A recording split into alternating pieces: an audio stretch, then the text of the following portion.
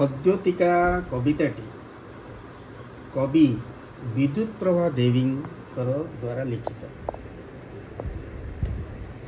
नारी कवि विद्युत प्रभा देवी 1926 मसीह कटक जिलार पटामुंडाई निकटवर्ती नाटारा ग्राम में जन्मग्रहण करते। से ओडिशार नारी कवि मन मध्य एक स्वतंत्र स्थान अधिकार कर अनेक लेखनी अतीत गौरव देशात्मक बोध और व्यक्तिर आवेग अनुभूति को मधुमय चित्र तांकर अधिकांश कवितार देखा मिले। खद्योतिका कवितार प्रत्येक पदरे प्रकृतिर गोटे लेखाएं दृश्य मनंग चित्र प्रदान करा एठारे प्रकृतिर जेपरि प्रदीप अर्थ दीप, सिंधु अर्थ सागर, झरा शेफाली एक फूल, पुष्पित लता, षड़ ऋतु, मेघ, बिजुली, वज्र, इंद्रधनु, कुआतारा एहीपरि प्रकृतिर विभिन्न जिनिस को तांको कविता माध्यम रे प्रकाश करिछन। खद्योतिकार अर्थ है एक जुलुजुलिया पोक।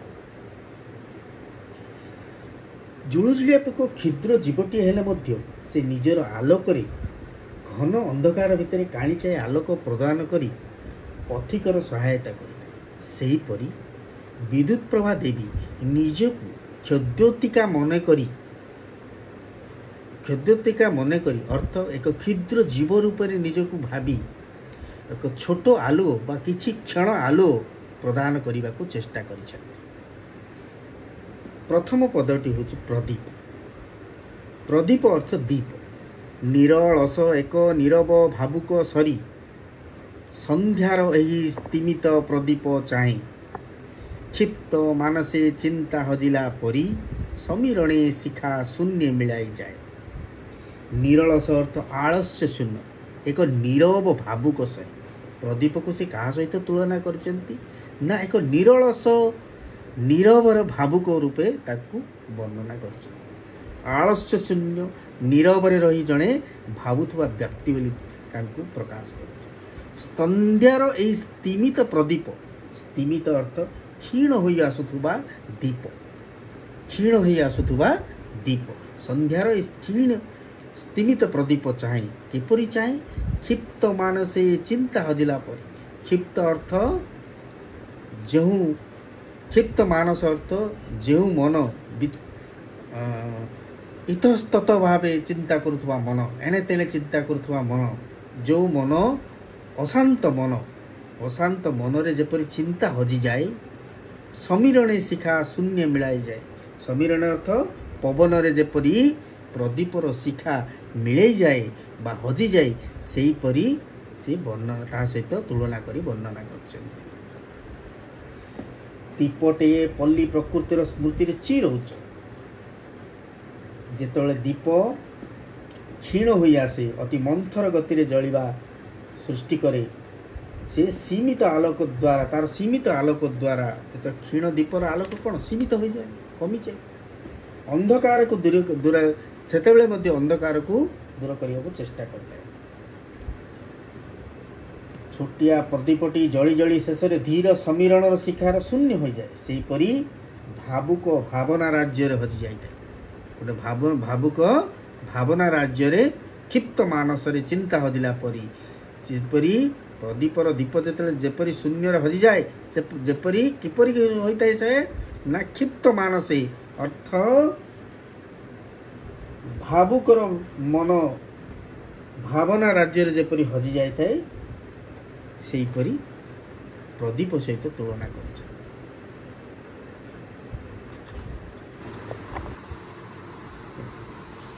सिंधु किए कहिब ता अंतर तले किबा दुस्सह आवेग फुटे जुग जुग धरी उन्मादना सम कहीं पड़े से कहीं उठे। सिंधु अर्थ एठारे सागर। सिंधुर अन्य नाम सागर अन्य नाम सिंधु। अनंत त्यार व्याप्ति और स्थिति तार व्याप्ति को मापिबा मनुष्य पक्षे असंभव।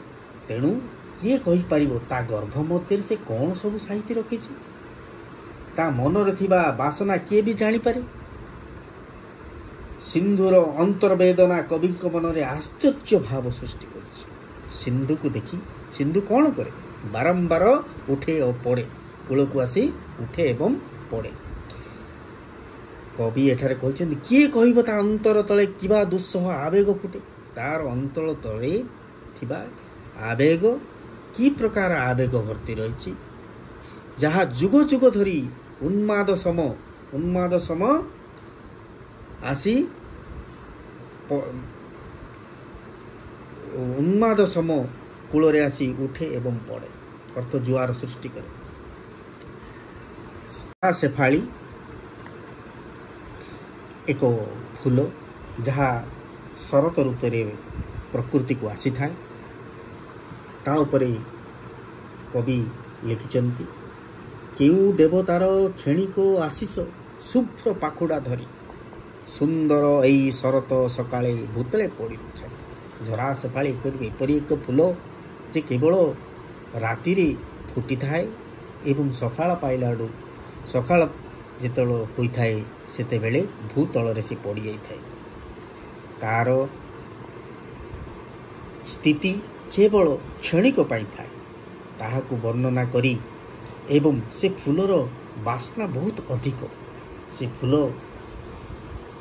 ତାର ସୁଗନ୍ଧ କିଛି କ୍ଷଣ ପାଇଁ ତାର ସୁଗନ୍ଧ ଚାରିଆଡ଼େ ବ୍ୟାପ୍ତ ହୋଇଯାଇଥାଏ, କିନ୍ତୁ ତାହା କ୍ଷଣିକ ପାଇଁ। ଯେତେବେଳେ ସକାଳର ଆଗମନ ହୁଏ, ଝରା ଶେଫାଳିର ସତ୍ତା ସରିଯାଇଥାଏ। କେଉଁ ଦେବତାର କ୍ଷଣିକ ଆଶିଷ, କେଉଁ ଦେବତାର, କେଉଁ ଭଗବାନ ତାଙ୍କୁ ଏଇ କ୍ଷଣିକ ଆଶିଷ ଦେଇଛନ୍ତି। ଏ ଆଶିଷ ଅର୍ଥ ଆଶୀର୍ବାଦ ଦେଇଛନ୍ତି। ଶୁଭ୍ର ପାଖୁଡ଼ା ଧରି, ଶୁଭ୍ର ଅର୍ଥ ଧଳା, ଧଳା ପାଖୁଡ଼ା ଧରି ସୁନ୍ଦର ଏଇ ଶରତ ସକାଳେ ଭୂତଳେ ପଡ଼ିଲୁ ଝରି। ପୁଣି ଥରେ ସକାଳ ହେଲାଠୁ ତାର ଅସ୍ତିତ୍ୱ ନଥାଏ। ଝରା ଶେଫାଳି ଶରତ ଋତୁର ପ୍ରକୃତିର ଏକ ସୁନ୍ଦର ସମ୍ଭାର। ରାତିକ ପାଇଁ ଫୁଟେ ଏବଂ ସକାଳୁ ଝରି ପଡ଼େ। ହେଲେ ସେ ସମୟ ମଧ୍ୟରେ ଯେଉଁ କ୍ଷଣିକ ସମୟ ସିଏ ଆସିଥାଏ, ପ୍ରକୃତିର ଚାରିପାଖକୁ ସୁଗନ୍ଧରେ ଭରି ଦେଇଥାଏ। ଭଗବାନଙ୍କ କ୍ଷଣିକ ଆଶିଷରେ ତାର ଆୟୁଷ ରହିଲେ ମଧ୍ୟ ତାର ବ୍ୟାପ୍ତି ତା ପାଇଁ ବାସ୍ତବତା ଆଣି ଯାଇଥାଏ। ସେଥିପାଇଁ ଝରା ଶେଫାଳି କ୍ଷଣିକ ପାଇଁ ଆସିଲେ ମଧ୍ୟ ତାର ସ୍ଥିତିକୁ ସମସ୍ତେ ଜାଣିପାରନ୍ତି, ତା ସ୍ଥିତିକୁ ସମସ୍ତେ ଅନୁଭବ କରିପାରନ୍ତି। ପୁଷ୍ପିତ ଲତା ଅର୍ଥ ଲତାରେ ଫୁଟିଥିବା ପୁଷ୍ପ, ଲତାରେ ଫୁଟିଥିବା ପୁଷ୍ପିତା ଲତା। ପହିଲି ଫୁଲଟି ଧରି ହସେ ନବ ପ୍ରସୂତିକା ଲତା, ମୁଖେ ତା ଉଠିଛି ଫୁଟି ଅନୁପମ ବାତ୍ସଲ୍ୟ ମମତା। କବି କିପରି ବର୍ଣ୍ଣନା କରୁଛନ୍ତି? ପହିଲି ଫୁଲଟି ଧରି ଯେତେବେଳେ ଲତାରେ ପ୍ରଥମ ଫୁଲଟି ଫୁଟେ, ଲତାକୁ କ'ଣ କହୁଛନ୍ତି ନା ପ୍ରସୂତିକା ଲତା। ପ୍ରସୂତିକା ଅର୍ଥ ଛୁଆ ଜନ୍ମ କରିଥିବା ମାତା। ପ୍ରସୂତିକା ଲତା ମାନେ ଜଷ୍ଟ ନୂଆ ଫୁଲ ଧାରଣ କରିଥିବା ଲତା। ହସେ ନବ ପ୍ରସୂତିକା ଲତା। ପହିଲି ଫୁଲ ଯେତେବେଳେ ପ୍ରଥମ ଫୁଲଟି ଫୁଟେ, ସେତେବେଳେ ଲତାକୁ ସେ କ'ଣ କରୁଛନ୍ତି ନା ନବ ପ୍ରସୂତିକା ଲତା, ନୂଆ କରି ଫୁଲ ଫୁଟିଥିବା, ନୂଆ କରି ଛୁଆ ଜନ୍ମ କରିଥିବା ମା ଯେପରି ହସେ, ସେତେବେଳେ ଖୁସି ଅନୁଭବ କରେ, ସେହିପରି ଲତାରେ ଯେତେବେଳେ ପ୍ରଥମ ଫୁଲଟି ଆସେ, ସେହିପରି ଲତା ବହୁତ ଖୁସି ହବ। ମୁଖେ ତା ଉଠିଛି ଫୁଟି, ମୁଖରେ ଲତାର ମନରେ କ'ଣ ଉଠିଛି ନା ମୁଖେ ତା ଉଠିଛି ଫୁଟି ଅନୁପମ ବାତ୍ସଲ୍ୟ ମମତା। ଅନୁପମ ଅର୍ଥ ଅତୁଳନୀୟ, ଯାହାର ଉପମା ନାହିଁ, ଅନୁପମ ଅତି ସୁନ୍ଦର, ବାତ୍ସଲ୍ୟ ଅନୁପମ ଅର୍ଥ ଅତି ସୁନ୍ଦର ବାତ୍ସଲ୍ୟ ମମତା। ତାଙ୍କର କିପରି ଲତା କିପରି ଅନୁଭବ କରୁଛି ନା ତା ମୁହଁରେ ଯେଉଁ ଖୁସି ଅନୁଭବ ହୋଇଛି, ତାହା କିପରି ନା ଯେପରି ମା ମନରେ ଅତି ସୁନ୍ଦର ଭାବରେ ମା ମନରେ ଯେତେବେଳେ ତାର ଛୁଆକୁ ଦେଖେ, ବାତ୍ସଲ୍ୟ ମମତା ଯେପରି ତା ମାର ହୃଦୟରେ ଆସେ, ସେହିପରି ଲତାର ହୃଦୟରେ ଆସେ। ଏହିପରି ବର୍ଣ୍ଣନା କରିଛନ୍ତି ପୁଷ୍ପିତା ଲତା। ଷଡ଼ ଋତୁ।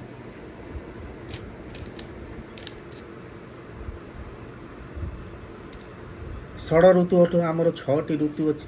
6ଟି ଋତୁ ଦେଖି କବି କିପରି ବର୍ଣ୍ଣନା କରିଛନ୍ତି?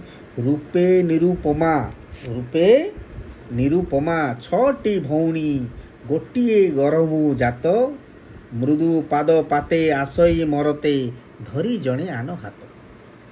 ରୂପେ ନିରୁପମା ରୂପରେ ସମସ୍ତେ ଅତି ସୁନ୍ଦର। ଛଅଟି ଭଉଣୀ ଛଅଟି ଋତୁକୁ ଛଅଟି ଭଉଣୀ ହିସାବରେ ବର୍ଣ୍ଣନା କରିଛନ୍ତି। ଗୋଟିଏ ଗର୍ଭ ଜାତ ଯେତେବେଳେ ଛଅଟି ଭଉଣୀ କରିଛନ୍ତି ତାର ଅର୍ଥ କ'ଣ? ସେ ଗୋଟିଏ ମା ଗର୍ଭର ଜାତ। ଯେପରି ଗୋଟିଏ ମା ଗର୍ଭର ଜାତ ହୋଇଥିବା ଭଉଣୀମାନଙ୍କ ଭିତରେ ସମ୍ପର୍କ ଥାଏ ସେହିପରି ଏଇ ଯେଉଁ ଷଡ଼ ଋତୁ ଏଇ ଯେଉଁ ଛଅଟି ଋତୁ ମଧ୍ୟରେ ସେଇ ସମ୍ପର୍କକୁ ବର୍ଣ୍ଣନା କରିଛନ୍ତି। ମୃଦୁ ପାଦେ ପାତେ ମୃଦୁ ଅର୍ଥ ଧୀରରେ ମୃଦୁ ଅର୍ଥ ଧୀର ପାଦ ପାତେ ଆସଇ ମରତେ ମରତେ ଅର୍ଥ ମର୍ତ୍ତ୍ୟକୁ ମର୍ତ୍ତ୍ୟକ ଅର୍ଥ ପୃଥିବୀକୁ ଧରି ଜଣେ ଆନ ହାତ ଜଣଙ୍କର ହାତ ଆଉ ଜଣେ ଧରି ଅତି ସୁନ୍ଦର ଭାବରେ ଗୋଟେ ଋତୁ ପରେ ଅନ୍ୟ ଋତୁର ଆଗମନ ଏଇ ମରତରେ ଅର୍ଥ ମର୍ତ୍ତ୍ୟରେ ଅର୍ଥ ପୃଥିବୀରେ ଆସନ୍ତି। ଷଡ଼ ଋତୁ କବିତାରେ ଛଅଟି ଋତୁକୁ ଛଅଟି ଭଉଣୀ ସହିତ ତୁଳନା କରିଛନ୍ତି ଏବଂ ସେମାନେ ସତେ ଯେପରି ଗୋଟିଏ ମା ପେଟରୁ ଜନ୍ମ। ପରସ୍ପର ପ୍ରତି ସେମାନଙ୍କର ଅତୁଟ ସ୍ନେହ ମମତା ଭରି ରହିଛି। ଛଅ ଭଉଣୀ ଯାକ ହାତ ଧରାଧରି ହୋଇ ଗୋଟିଏ ପରେ ଗୋଟିଏ ଧରା ପୃଷ୍ଠକୁ ଆସି ନିଜସ୍ୱ ପ୍ରାକୃତିକ ପରିବେଶରେ ବିମୋହିତ କରିଥାନ୍ତି। ଏହିପରି ଭାବରେ ଷଡ଼ ଋତୁ ବର୍ଣ୍ଣନା କରିଛନ୍ତି। ପ୍ରକୃତିରେ ଅନ୍ୟ ଏକ ମେଘ ଶୂନ୍ୟ ବିହଗ କେଉଁ ରାଇଜର କାଉଁରୀ ମନ୍ତ୍ର ଜାଣି ପକ୍ଷ ମେଲିଲେ ବିଶ୍ୱେ ଖେଳଇ କୋଟି ଭାବ କୋଟି ପ୍ରାଣେ। ଶୂନ୍ୟ ବିହଗ ଶୂନ୍ୟରେ ଅର୍ଥ ବିହଗ ଅର୍ଥ ପକ୍ଷୀ ଶୂନ୍ୟରେ ଉଡ଼ୁଥିବା ପକ୍ଷୀ ଏ କେଉଁ ରାଇଜର ଅର୍ଥ କେଉଁ ଦେଶରୁ ଏହି ଶୂନ୍ୟ ବିହଗ ଆସିଛି। ମେଘକୁ ଶୂନ୍ୟ ବିହଗ ସହିତ ତୁଳନା କରିଛନ୍ତି। ଏହିପରି ମେଘକୁ କ'ଣ କହିଛନ୍ତି ନା ତୁ କେଉଁ ରାଜ୍ୟରେ ଏ ଶୂନ୍ୟ ବିହଗ କେଉଁ ରାଜ୍ୟରେ ଏ ଶୂନ୍ୟ ପକ୍ଷୀ କାଉଁରୀ ମନ୍ତ୍ର ଜାଣେ। କାଉଁରୀ ମନ୍ତ୍ର ଅର୍ଥ କିଛି ଯାଦୁଗରୀ ଜାଣେ କିପରି ଯାଦୁଗରୀ କରେ ନା ପକ୍ଷ ମେଲିଲେ ବିଶ୍ୱ ଖେଳଇ।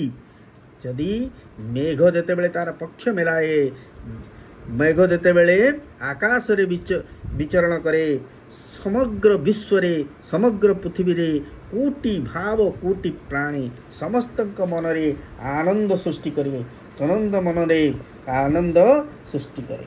ମେଘକୁ କବି କ'ଣ ରୂପେ ବର୍ଣ୍ଣନା କରିଛନ୍ତି? ଶୂନ୍ୟ ବିହଙ୍ଗ ସହିତ ତୁଳନା କରିଛନ୍ତି। କବିଙ୍କ ଭାବନାରେ ମେଘ ଗୋଟିଏ ଯାଦୁଗର। ସେ ମେଘ ରୂପକ ପକ୍ଷୀ ତାର ପକ୍ଷ ବିସ୍ତାର କରି ଯେତେବେଳେ ଆକାଶରେ ବିଚରଣ କରେ ସେତେବେଳେ ପୃଥିବୀର ଜୀବ ଜନ୍ତୁ ପଶୁ ପକ୍ଷୀ ବୃକ୍ଷଲତାଙ୍କ ପ୍ରାଣରେ ପୁଲକ ସୃଷ୍ଟି କରେ ଆନନ୍ଦ ସୃଷ୍ଟି କରେ। କୋଟି କୋଟି କୋଟି ଭାବ କୋଟି ପ୍ରାଣ ଅର୍ଥ କୋଟି କୋଟି କୋଟି କୋଟି ପ୍ରାଣ ଅର୍ଥ ଜୀବଜନ୍ତୁ ପଶୁପକ୍ଷୀ ବୃକ୍ଷଲତା ସମସ୍ତଙ୍କ ଶରୀରରେ ପ୍ରାଣ ଅଛି। ସମସ୍ତେ ମେଘକୁ ଦେଖି ଆନନ୍ଦିତ ସମସ୍ତଙ୍କ ମନରେ ପ୍ରାଣରେ ଆନନ୍ଦ ସୃଷ୍ଟି କରେ ଏବଂ ଜଳର ସଞ୍ଚାରଣ କରେ। ଏହିପରି ଭାବରେ ମେଘକୁ ବର୍ଣ୍ଣନା କରାଯାଇଛି। ବିଜୁଳି କାହା କଳା ପାଟ ଶାଢ଼ୀର ଦୀପ୍ତ କନକ ଧଡ଼ିସେ କାହା କଳା ପାଟ ଶାଢ଼ୀର ଦୀପ୍ତ କନକ ଧଡ଼ିସେ କିଏ କହେ ଏହି ଚପଳା ହେବ ବରଷା ବଧୁର ମେଖଳା ନଭ ବନେ ଅବଲତିକା ଘନ ତରୁରେ ରହିଛି ଜଡ଼ିସେ କଳା କାହା ପାଟ ଶାଢ଼ୀର ଦୀପ୍ତ କନକ ଧଡ଼ିସେ। କାହା କଳା ପାଟର ଏଠାରେ ବିଜୁଳିକୁ କିପରି ବର୍ଣ୍ଣନା କରିଛନ୍ତି? ବିଜୁଳିକୁ କହିଛନ୍ତି ଯେ ସତେ ଯେପରି ସେ କାହା କଳା ପାଟ ଶାଢ଼ୀର ସୁନାର ଧଡ଼ି କଳା ପାଟରେ ଯେପରି ସୁନାର ଧାଡ଼ି ଲାଗିଲେ ଯେପରି ସୁନ୍ଦର ଦେଖାଯାଏ ଏବଂ ସେହିପରି ବିଜୁଳିକୁ ମଧ୍ୟ କ'ଣ ବର୍ଣ୍ଣନା କରିଛି? କାହା କଳା ପାଟ ଶାଢ଼ୀର ଦୀପ୍ତ କନକ ଧଡ଼ିସେ। ଦୀପ୍ତ କନକ ଅର୍ଥ ସ୍ୱର୍ଣ୍ଣବର୍ଣ୍ଣର ସୁନାର ଧଡ଼ି। କିଏ କହେ ଏହି ଚପଳା ହେବ ବରଷା ବଧୁର ମେଖଳା କିଏ କହେ ଏହି ଯେଉଁ ଚପଳା ବିଜୁଳିକୁ କ'ଣ କରୁଛନ୍ତି ନା ଚପଳା ହେବ ବରଷା ବଧୁର ମେଖଳା।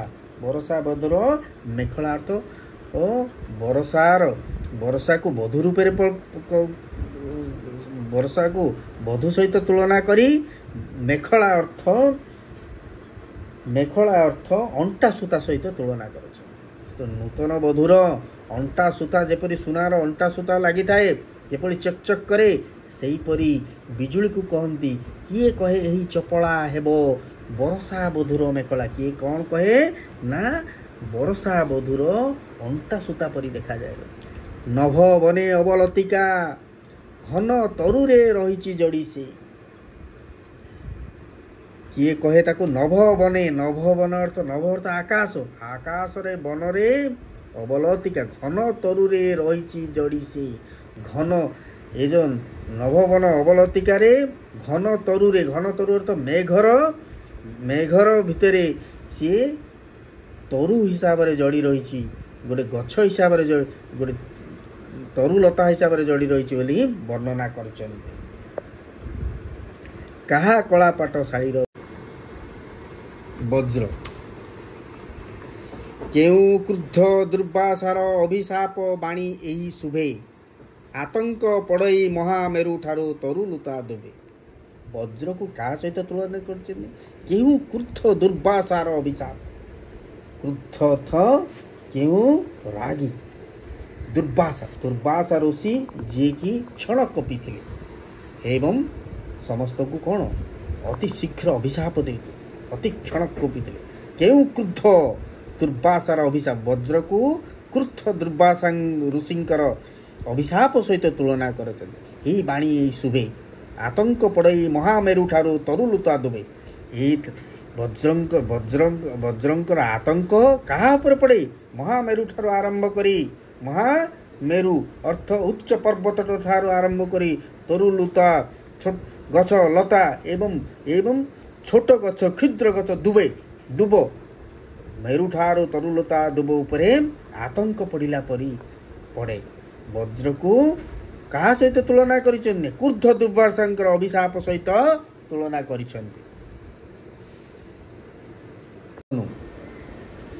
कुआड़े केही नहीं मेलाई देला किए आकाश पथ धारे रंग छताटी। मुग्धे चाहू चाहू के पुणी देला बुझी कहार छता किए नहेला पिले बुझी। इंद्रधनु को एठारे कवि एक रंग छता विभिन्न रंगर समाहार रे होइथिबा एक सुंदर छता सहित तुलना करिछन। इंद्रधनु को सप्त रंगर अभिसार बोली कहिचंती। वर्षा खरा छाई आलुओ खेल भितरे आकाशर पथधारा रे अर्धवृत आकार रे इंद्रधनु सात रंगर छता परि प्रतीयमान होइताए। एवं इंद्रधनु बहुत कम समय रुहे। मुग्धे चाहू चाहू के पुणी देला बुझी तार अर्थ अति सुंदर मुग्ध होई जेते बेले इंद्रधनु को चाही रही थाए किछि समय परे इंद्रधनु आकाश रु लिभेई जाए। सेठी कौन कवि वर्णना करचंती मुग्धे चाहू चाहू के पुणी देला बुझी कहार छता किए नहला तिले बुझी। ए कहार छता ए कहार सृष्टि ए कहार अति सुंदर सृष्टि किछि बुझी हेला नाही। शेष पद्यांशटी कुआ तारा सकाळ रे देखा जाउथुबा सकाळे देखा जाउथुबा एक तारा जहाँकि आकाशर पूर्व दिखरे देखा जाए। सरग नईर पराची तुठरे प्रभात सिनान सारी गृहे चले उषा एही पदुअटी सरागे गभारे मारी। कुआ तारा को किपरि वर्णना करचंती ना कुआ तारा एपरी कुआ तारा सत्य जेपरी आकाशर नईरे सरग नईर अर्थ आकाश स्वर्ग स्वर्गर नईरे प्राची तुठरे पराची अर्थ प्राची प्राची तुठ प्राची अर्थ पूर्व दिगर तुठरे सजल स्नान करी आसीची। एथि सहित उषाराणी एही टिकी कुआ तारा रूपक पद्म फूलटिकू गृहे चले उषा गृहे चले उषा उषा अर्थ कौन उषा अर्थ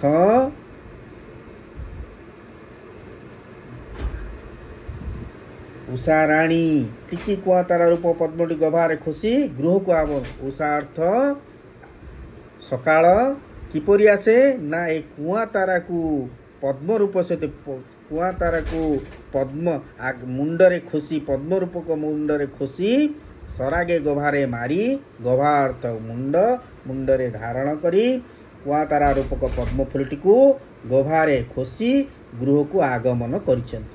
এই ଖଦ୍ୟତିକା କବିତାଟି 10ଟି ପାଖୁଡ଼ାର ପ୍ରକୃତି ରାଣୀର 10ଟି ପ୍ରାକୃତିକ ଶୋଭାରାଣୀକୁ ବର୍ଣ୍ଣନା କରି ପାଠକମାନଙ୍କୁ ଛୁଇଁ ପାରିଛି।